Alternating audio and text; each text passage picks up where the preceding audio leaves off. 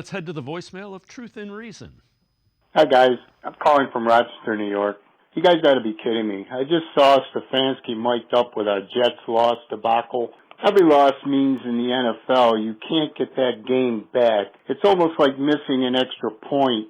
You're always chasing it. I disagree. You have to be a little more upset than that. I agree with that caller, Jim, about holding people more accountable. I think that'll work a little bit better than what I just saw. Thanks, guys. Go Browns. As always, appreciate all of the voicemails. Let's welcome in Trevor Sikkema, Pro Football Focus, co-host of the NFL Stock Exchange podcast. So, Trevor, he's referring to the game 2 years ago where the Browns lost they had like a 0.9% chance of losing, where actually Joe Flacco threw a long touchdown and they gave up a bunch of points late. I don't know.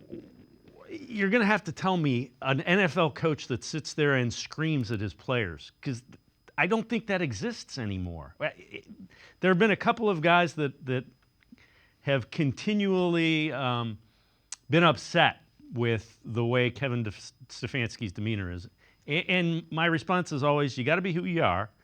And professional athletes that are making hundreds of millions of dollars generally don't respond to people screaming at them.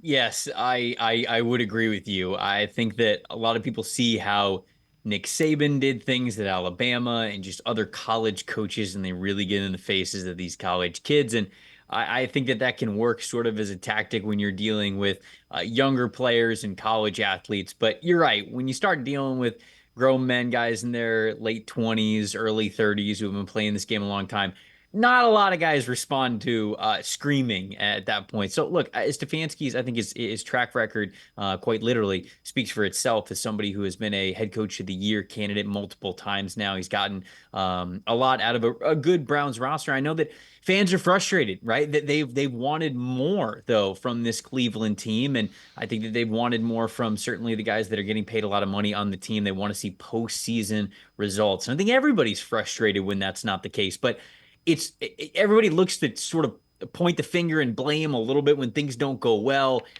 It's hard to really say, yes, this is what we should be getting mad about, is Stefanski's reaction. Because in reality, Stefanski, I didn't see the clip, but it sounds like he was just like, hey, we blew it.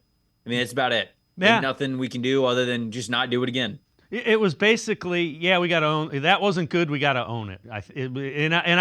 I didn't see the clip. It's a couple years old. But the other thing is, you can't live and die with each game, because you got to get, end of the day, you got to get on to the next one, or it becomes a 2-game losing streak and a 3-game. And unfortunately that year it kind of did. And I think that that's just like you said. I think that that's the right mentality.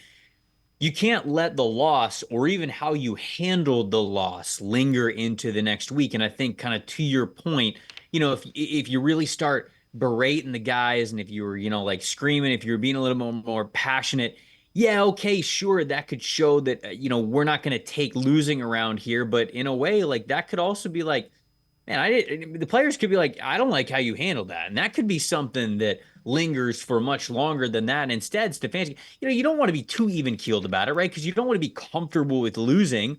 But as long as he addressed the team in the locker room, was like, look, I mean, flat out, it's not going to fly anymore. Like, how we handled that, from my position all the way down, that's not the results that we want. That's not the process we want. We can't go out and we can't execute that way. And so as long as you do that, I don't think you need to be overly in guys' faces. They get it. They're paid millions of dollars to play these games. You don't have to necessarily remind them with high volume of your voice. They get it. You just got to be able to say, hey, we just cannot let this fly again. It's got to be better next week. End of story. Moving on. We're getting to practice tomorrow.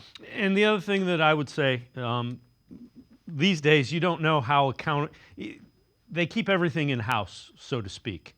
So relative to holding players accountable, there's different ways to do that as well. Mm-hmm. Yeah, I agree. I completely agree with that.